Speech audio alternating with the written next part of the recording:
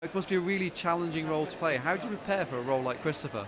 Well, thanks to the incredible generosity of certain people, a couple of schools in particular that I need to mention, that Southlands down in Lymington, which is an all-boys school for boys with Asperger's, and also the Treehouse School in North London, which is run by a charity called Ambitious About Autism.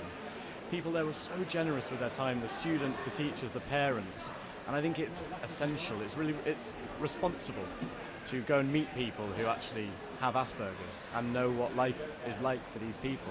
And of course it's such a broad spectrum that it's endless, you know, you can never define autism. And so you meet that person, you take that person, but also we've got that Bible of Mark Haddon's novel, and really all the answers you need about anything are in that novel. And Simon Stevens' script is so faithful to that we've got it all there really. It's quite easy for us. Putting aside his condition, how would you describe Christopher as a person for people who hadn't read the book or seen the play? I think he's the person that we all want to be. He's so frank, he's so honest, possibly because he lacks empathy slightly, but actually it means that he lives his life without that front that we all do. And he can tell people exactly how he feels and exactly what he thinks about those people. So in that respect he's brilliant, and it's a joy to play someone, so refreshing. You know, nothing is subtext, it's all there. Everything he thinks he says, and everything he says is really what he thinks. You've kind of already said it, but what do you really love about the show? What attracted you to the show? I love the book. I loved the book when I read it a few years ago.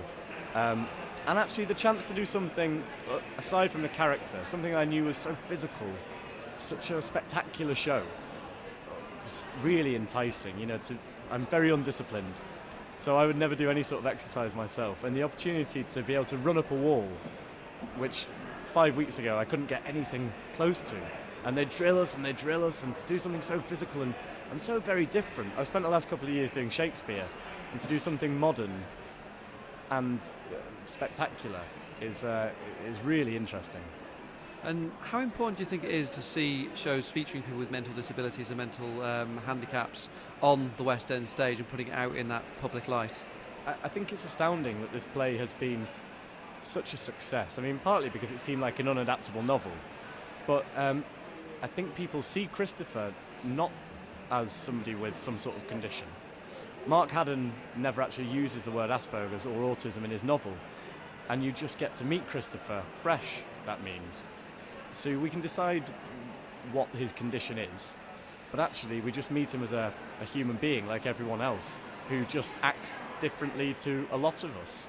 But it's astounding really that it's such a big show now, and it's brilliant. And I know people like Ambitious About Autism are very proud that they've ever been involved, because it really does highlight a type of person that doesn't usually get the spotlight, or only gets the spotlight in a negative way. So it's brilliant. I think we're all very proud of that.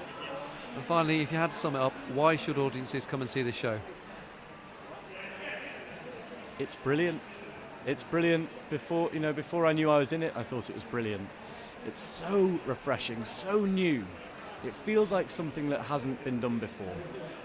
All of those effects, all of the running up the walls and the lighting and the movement never feels superfluous. It all feels really, really vital to tell an amazing story.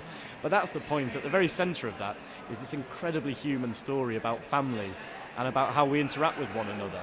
So just like Hamlet or Chekhov's great plays, I think it works on the same level as those, that everyone can relate to it in some way.